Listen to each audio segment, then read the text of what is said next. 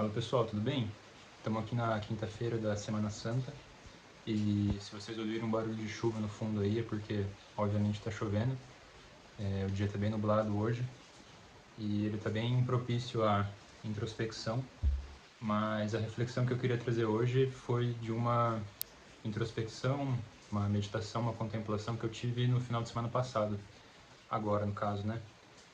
Eu fiquei enrolando para gravar, aí eu queria gravar logo esse vídeo para abordar esse assunto antes que eu perca a linha de raciocínio, a ideia que eu captei dele.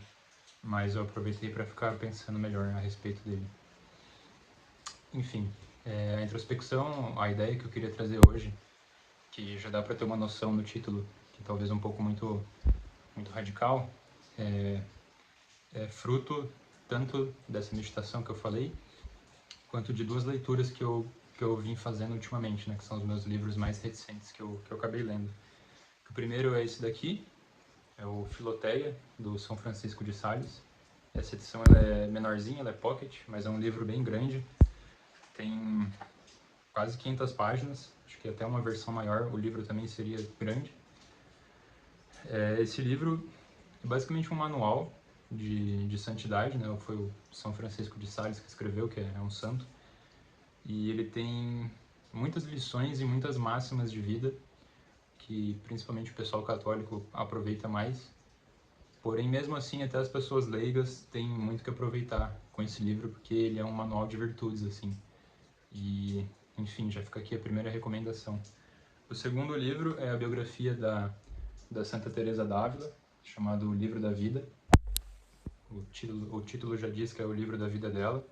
E é bem interessante estudar a vida dos santos, assim, a biografia deles é bem interessante, porque a gente tem uma visão, eu pelo menos tinha, né, uma visão bem clichê do que seria a vida de um santo, aquela coisa igualmente clichê, sem muita novidade, sem nada interessante, assim, mas muito pelo contrário, são relatos muito interessantes, eu me identifiquei com vários relatos, várias passagens de vida, vários pensamentos que ela teve, que ela confessa que ela já teve, eu também já tive, e acho que qualquer um pode se identificar em algum grau ou outro. A reflexão que eu vou trazer não vai ser uma resenha completa dos dois livros, porque isso ficaria muito extenso. Eu acho que nem dá para fazer a resenha desses livros em um vídeo só, quiçá os dois livros ao mesmo tempo, mas é uma conclusão que eu cheguei sobre um assunto muito relevante e muito presente na vida de todas as pessoas. Isso é uma visão pessoal minha, né, pelo amor de Deus, não é para bater o martelo nem falar uma verdade totalmente absoluta, assim. Mas o que eu queria dizer é que talvez eu tenha chegado num conceito muito útil do que seria humildade. E não só isso, mas um conceito de como você pode evoluir como pessoa, seja espiritualmente, na vida religiosa, seja como pessoa leiga mesmo. Mas as pessoas, acho que religiosas, vão ter mais proveito, porque meu canal é voltado para isso. E primeiro eu vou falar a máxima, que já é do título do vídeo, e depois eu vou destrinchar, porque é uma coisa que tem que ser pensada com cautela. A máxima é a seguinte: esqueça tudo de bom que você já fez e lembre de tudo de ruim que você já fez. Aí tá, beleza. É uma frase bem impactante, mas, que nem eu falei, você tem que ter essa mentalidade com cautela, você tem que parar algumas arestas e vocês já vão entender por quê. Sigam minha linha de raciocínio. E por que eu acho que isso seria a definição de humildade? A Santa Teresa, ela era uma pessoa, pelo que a gente pode ver na biografia dela, uma pessoa muito escrupulosa. Ela tinha muito medo de estar moralmente errada. Quem lê de forma desatenta acha que é uma falsa modéstia dela, mas não é uma falsa modéstia, ela é realmente uma pessoa, talvez até de forma negativa, ela chega a ser meio neurótica, assim. Tem uma certa neurose, assim, de estar pisando em ovos o tempo inteiro e estar desagradando a Deus o tempo inteiro. Só que acho que Deus conseguiu fazer esse defeito dela virar uma virtude, porque justamente por ela pensar isso, ela sempre pensava o pior de si e sempre buscava fazer o bem. E isso foi muito fecundo para a alma dela, para o desenvolvimento dela, para a espiritualidade dela. Porque agora que vem o raciocínio. Se você pensa que você é uma pessoa ruim, que você só faz coisas ruins e você não faz nada de bom, primeiro que você nunca vai ser arrogante. Você nunca vai se achar melhor que os outros, você nunca vai se achar superior.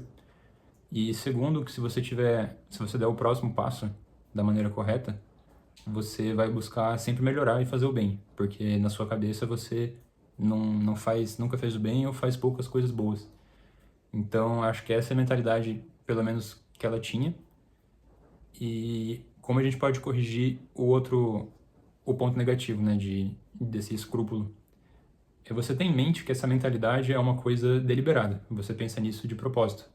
Tipo, você sabe que você não é uma pessoa totalmente ruim, que você não faz só coisas ruins, que você também faz coisas boas, mas você não pensa nisso.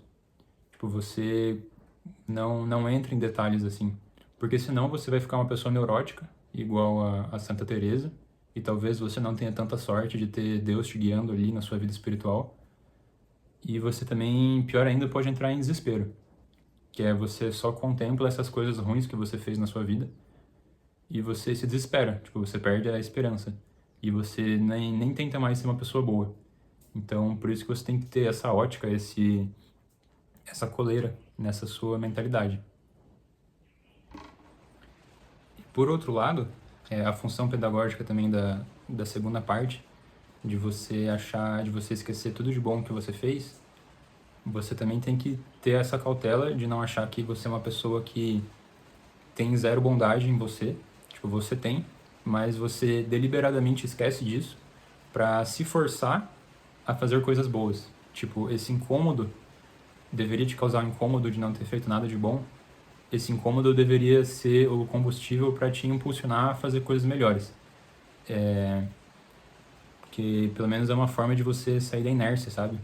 E as coisas que você faz, de certa forma, você achar que é insuficiente para para você ter sempre aquela ambição de ser melhor. Adicionalmente, como eu já tinha falado um pouco no começo do vídeo, uma das consequências disso é que você vai ser uma pessoa automaticamente mais humilde, né? Que essa é a função toda da humildade, que é o oposto de arrogância. Isso aí vai cortar completamente a sua arrogância, porque você não vai se achar melhor do que ninguém e entre as pessoas do seu convívio você vai se achar pior. Então você não vai ter nenhum motivo para desprezar alguém, porque o desprezo supõe que você está acima da pessoa. E por incrível que pareça, paradoxalmente, isso vai te transformar numa pessoa mais confiante, no sentido que você reconhece melhor as suas capacidades, mas de maneira inversa, porque você vai reconhecer as suas limitações.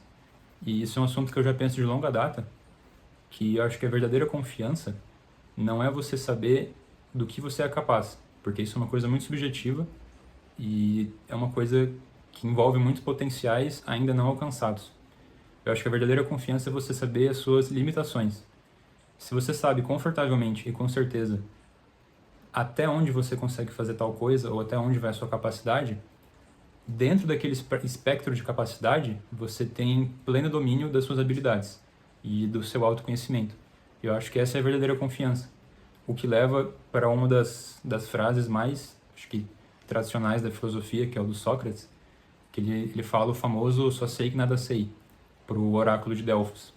E o oráculo responde que, justamente por isso, ele é um dos homens mais sábios que existe. Porque, de certa forma, o Sócrates está reconhecendo as limitações dele. Porque quanto mais a gente sabe, mais a gente estuda, mais a gente aprende, a gente percebe que existem muito mais coisas para a gente aprender. Então, Sócrates reconhece as limitações dele nessa frase, de forma indireta, e justamente por isso ele é categorizado como o homem mais sábio que já existiu. Justamente por reconhecer as limitações dele, o que ele não sabia. E, pelo contrário, se ele achasse que sabia muito, é aí que ele estava enganado. Então, eu acho que todo esse assunto, ele fecha num círculo, assim, e pode ser muito proveitoso, assim, para o nosso crescimento espiritual, para nossa virtude. E o exemplo da Santa Teresa é muito bom, porque mesmo com essa mentalidade, essa humildade um pouco defeituosa dela, com esse escrúpulo, ela conseguiu ser uma pessoa gigantesca do mundo espiritual. Então, se a gente tiver essa mentalidade com essas arestas aparadas, com essa coleira, assim, com essa ótica correta, sem cair em neurose, eu acredito firmemente que é uma forma que a gente pode evoluir. É uma coisa que eu estou aplicando atualmente na minha vida e eu já vejo proveito disso. É uma coisa, na verdade, que eu já aplicava, só que sem saber botar em palavras, né? Porque eu compartilhava desse pensamento dela. Eu achava que talvez fosse alguma questão de baixa autoestima, mas na verdade é uma forma de humildade, mas que a gente tem que delimitar a maneira correta de se pensar essa virtude, porque senão a gente pode cair, que nem eu falei, em desespero e, e uma tristeza, assim, de achar que a nossa vida se resume às coisas ruins que a gente fez. Enfim, esse é o vídeo de hoje. Ele ficou, acho que um pouco mais rápido que os outros, mas mais curto. Mas mesmo assim, eu acho que é uma lição bem densa, assim. Dá pra refletir bastante a respeito dela e extrair bastante conhecimento disso. E principalmente aplicar na vida, né? E ver o resultado, que eu tenho certeza que vai ser positivo. Isso aí, pessoal.